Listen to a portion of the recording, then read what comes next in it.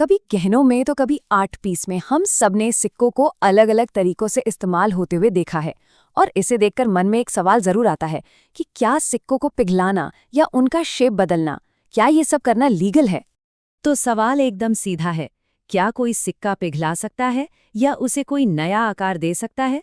भारत में इसको लेकर क्या कानून है? चलिए आज इसी सवाल की तह तक चलते हैं। अब देखिए, ये सवाल जितना सीधा लगता है, इसका जवाब उतना सीधा है नहीं।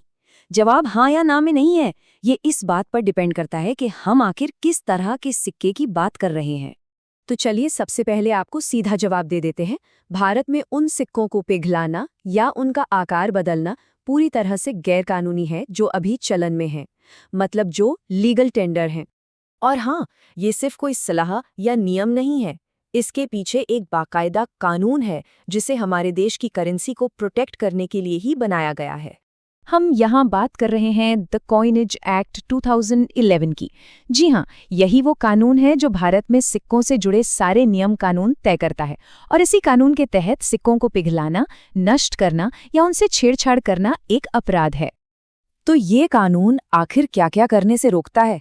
देखिए, आप किसी भी लीगल टेंडर सिक्के को पिघला नहीं सकते, उसे किसी भी तरह से नष्ट नहीं कर सकते, उसका आकार नहीं बदल सकते, मतलब उसे मोड़ना या काटना मना है। और तो और उसे करेंसी के अलावा किसी और काम के लिए भी इस्तेमाल नहीं कर सकते।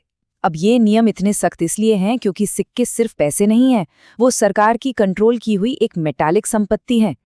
लेकिन यहीं पर कहानी में एक ट्विस्ट आता है।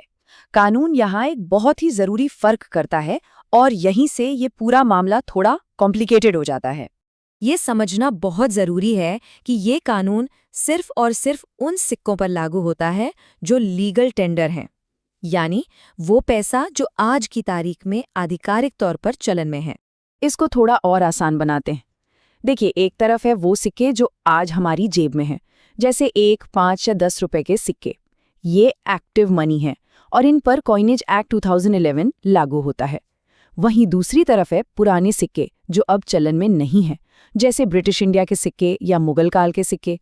अब ये सिक्के एक तरह से कलेक्ट करने वाली चीज बन गए हैं और कानून की नज़र में एक ग्रे एरिया में आते हैं। तो जो सिक्के अब चलन से बाहर हो चुके हैं, द कॉइनेज एक्ट उन्हें सीधे तौर पर प्रोटेक्ट नहीं करता।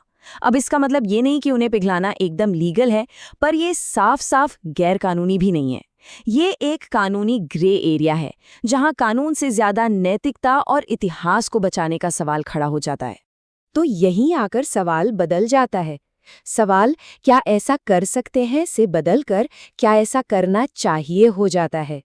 ये अब सिर्फ एक कानूनी सवाल नहीं, बल्कि एक नैतिक और ऐतिहासिक सवाल बन जाता है।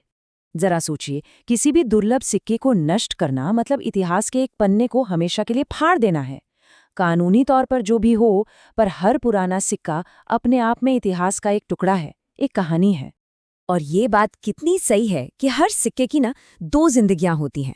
पहली जिंदगी पैसे के तौर पर, जिसकी रक्षा हमारा कानून करता है, और दूसरी जिंदगी इतिहास के तौर पर, जिसकी रक्षा कलेक्टर्स और हम जैसे लोग करते हैं।